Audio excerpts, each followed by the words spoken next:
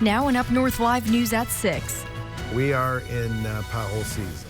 It's that time of the year, and there's now an app for you to report hitting those potholes, who's using it, and how the response has been. When the next phase of work will begin on construction of a roundabout at a busy intersection. Plus, the message some lawmakers in Lansing sent today to the Michigan High School Athletic Association about transgender athletes. And an update on the mission to pull the sinking AuSable River Queen out of the water. This is UpNorthLive News at 6 on 7 and 4.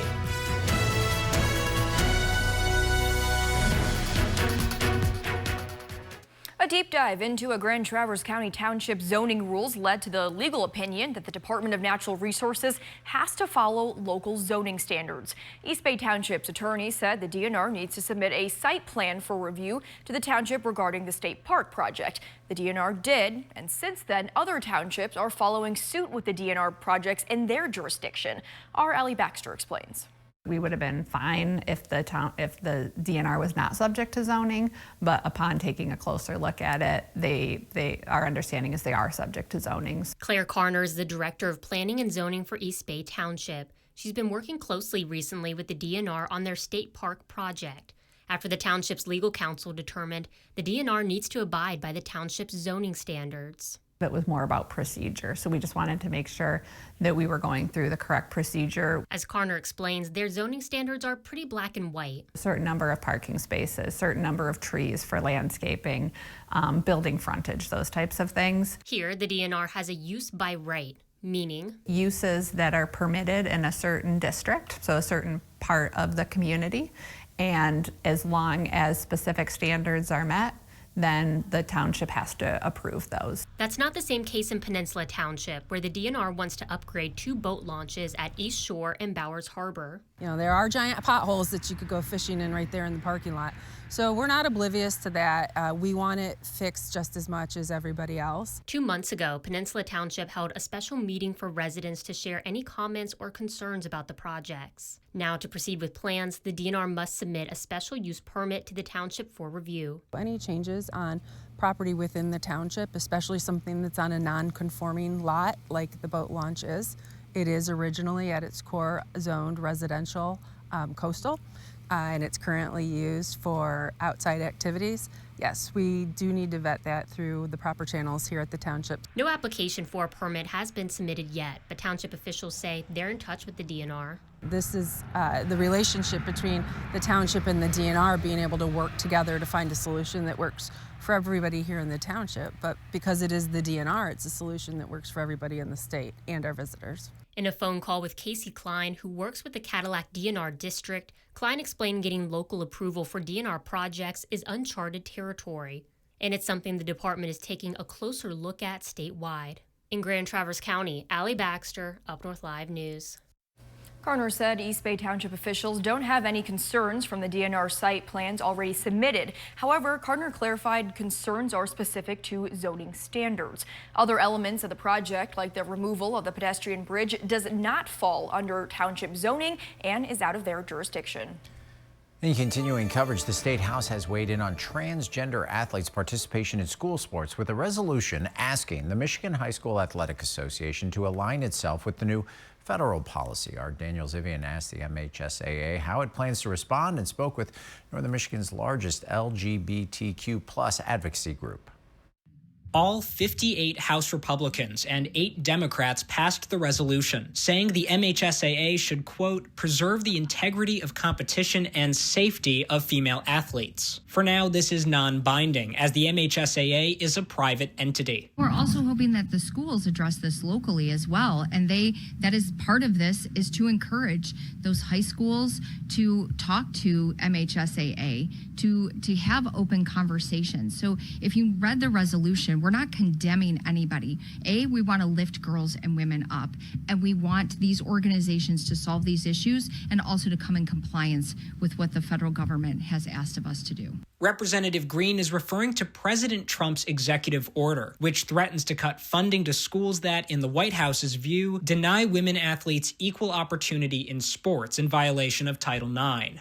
A spokesperson for the MHSAA says they are monitoring litigation against the executive order and potential changes to state law, and will not change any rules and policies until those issues are resolved.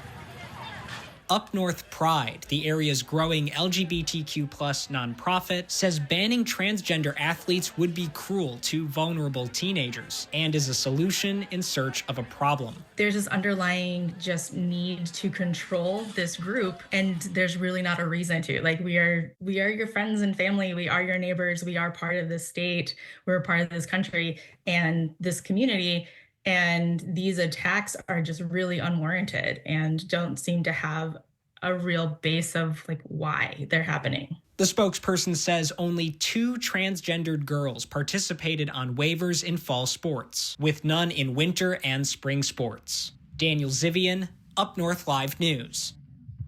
We reached out to Representative Betsy Kofia for comment. She provided a statement. It reads in part, quote, "It's really unfortunate that the Republican House caucus is using their majority to bully LGBTQ kids and fight culture wars instead of staying focused on bringing down the cost of living for Michiganders and making life better for everyone in Michigan, no matter their identity."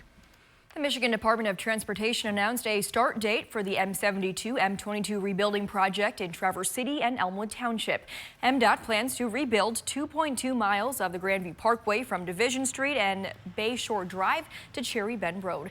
This work is scheduled to start on March 21st. The plans include building a roundabout at the M72, M22 intersection and installing new sidewalks and other improvements.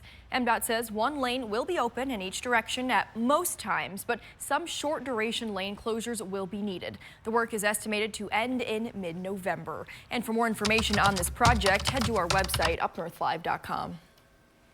Well, spring thaw in northern Michigan brings a lot of things. The return of robins and daffodils, and on a less delightful front, potholes. For drivers in one northern Michigan county, they have a way to report those pesky rim rattlers in a way that not only benefits them, but also has a real payoff for those tasked with fixing them.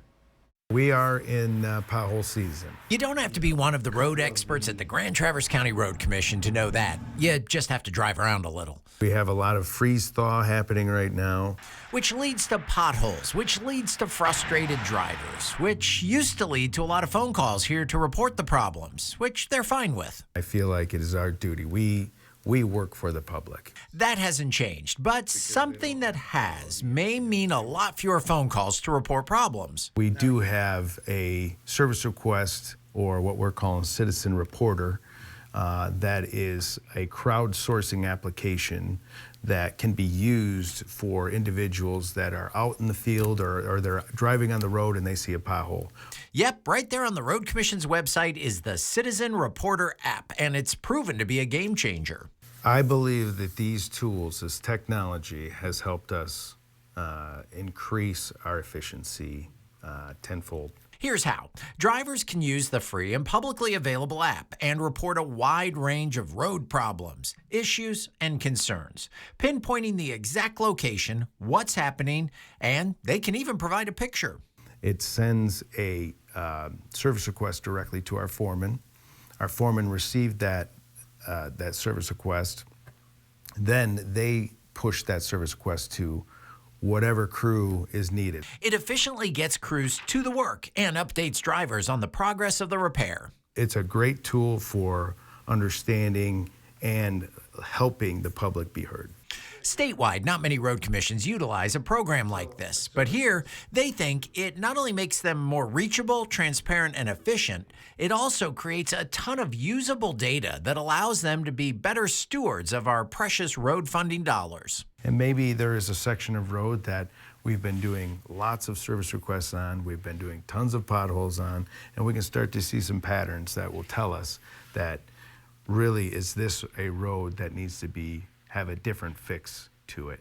It's newer technology to tackle an age-old problem, but one that this Innovative Road Commission believes serves both those who use as well as those who maintain our roads. We know that we can't get to every single issue out there in a day, but we can with the tools like our work order management system, like our Citizen Reporter app. We can make sure that the citizens are heard and we are reacting to what they're requesting.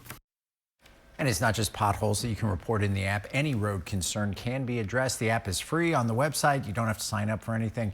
And status updates are made in a timely manner. The Road Commission says with more potholes appearing every day, they expect to see more traffic on their website and see that traffic speed up, even if traffic out on the roads is slowing down.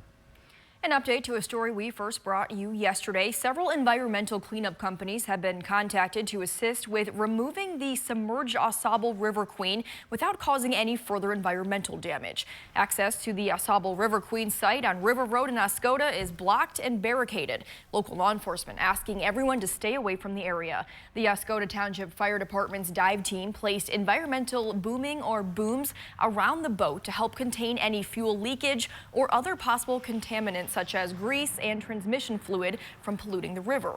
The Iosco County Sheriff's Office says multiple agencies such as the DNR, EPA, and Eagle have stepped in to work on possible solutions to remove the boat. The bigger concern here is now the vessel is extremely heavy because of the water load, and to try to bring the vessel out without it doing any more damage is where the experts are going to have to get involved. Eagle's public information officer says they are working with the owners of the River Queen to determine the best ways to clean up these contaminants from the boat and river before they can pull it out of the water. It's unknown what caused the boat to sink. The owner of the AuSable River Queen told us she remains hopeful the River Queen can be saved and hopefully one day float again. Coming up in weather, a few warm days. In fact, tomorrow some spots could reach 70 degrees. We'll take a look at that and when things cool down after the break. I'm Jada Johnson from Big Boys TV, and the Fish and Game Report is sponsored by Johnson's Propane.